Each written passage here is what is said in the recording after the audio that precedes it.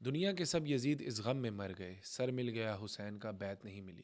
अगर आपको लग रहा है कि आयतुल खामनाई की शहादत के बाद वहाँ रजीम चेंज को कोई नहीं रोक सकता, तो ऐसा हरगिज़ नहीं है। ये ना इतना आसान है, ना इतना सादा। क्यों? आइए मुख्तसर मगर जामे पस मंज़र में समझते हैं। हम सब जानते हैं कि अमरीकी सदर डोनाल्ड ट्रंप ने इंतखाबी मुहिम के दौरान ये वादा किया था कि वो जंगें ख़त्म करेंगे। ना सिर्फ ये, बल्कि अमरीका को किसी नई जंग में नहीं झोंकेंगे। इक़्तिदार संभालने के 1 साल के अंदर ही इसने 5 ममालिक पर हमले किए। ये सब एक तरतीब के साथ हुआ। वेनेजुएला के सदर को गैर कानूनी तरीके से अगवा करना भी इसी स्ट्रेटेजी का हिस्सा था। क्यों? क्योंकि अमेरिका जानता था कि ईरान पर हमले के फौरन बाद तेल की आलमी रसद मुतासिर होगी। इसलिए पहले दुनिया के सबसे बड़े ऑयल रिजर्वायर पर कब्जा किया गया। ईरान में रजीम चेंज और एप्स्टीन फाइल जैसे सियाह इंकशाफात आपस में जुड़े हुए हैं। मैंने अपनी एप्स्टीन फाइल की वीडियो के अख्ताम में बताया था कि इसराइल इन्हीं फाइल्स के दबाव को इस्तेमाल करके ट्रंप को ईरान पर हमले के लिए उकसाएगा।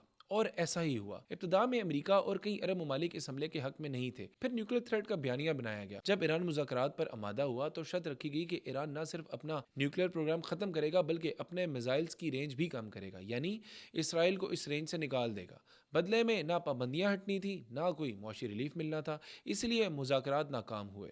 सेल्फ डिफेंस का बयानिया पुराना हो चुका है। इसी नाम पर इसराइल 1 लाख से ज़्यादा फ़लस्तीनी औरतों, मर्दों और बच्चों को शहीद कर चुका है। और जब सेल्फ डिफेंस का बयानिया कमज़ोर पड़ता है तो औरतों की आज़ादी और अवामी खुद मुख्तारी का नारा लगाकर मुदाखलत की जाती है। हैरत की बात यह है कि वही एलिट जिन पर चाइल्ड अब्यूज़ के इल्ज़ामात हैं, वो ईरान में औरतों की आज़ादी के अलमबरदार बने हुए हैं। कोई शक नहीं कि ये जंग एप्स्टीन फाइल से तवज्जो हटाने की एक साजिश है। जंग की इब्तिदा तब हुई जब ईरान में एक स्कूल पर हमला किया गया, जहां 162 तलबा और तालिबात शहीद हुए। इस हमले के बाद ईरान ने गल्फ में मौजूद अमेरिकी अड्डों को निशाना बनाया। गल्फ ममालिक का यह कहना कि ईरान ने इनकी खुदमुख्तारी पर हमला किया है, कमज़ोर मौक़िफ़ है। जब आप अपनी ज़मीन किसी ताकत को इसलिए दें कि वो हमसाया ममालिक पर हमला करे, तो वो ज़मीन अमली तौर पर हमलावर का हिस्सा समझी जाती है। ईरान का पहला हदफ अमरीकी अड्डे थे, लेकिन स्कूल हमले के बाद इसे जवाज़ मिला कि वो दुबई, कतर और दीगर गल्फ तनसीबात को भी निशाना बनाए। अब सवाल ये है कि क्या ईरान में रजीम चेंज आसान है? हरगिज़ नहीं।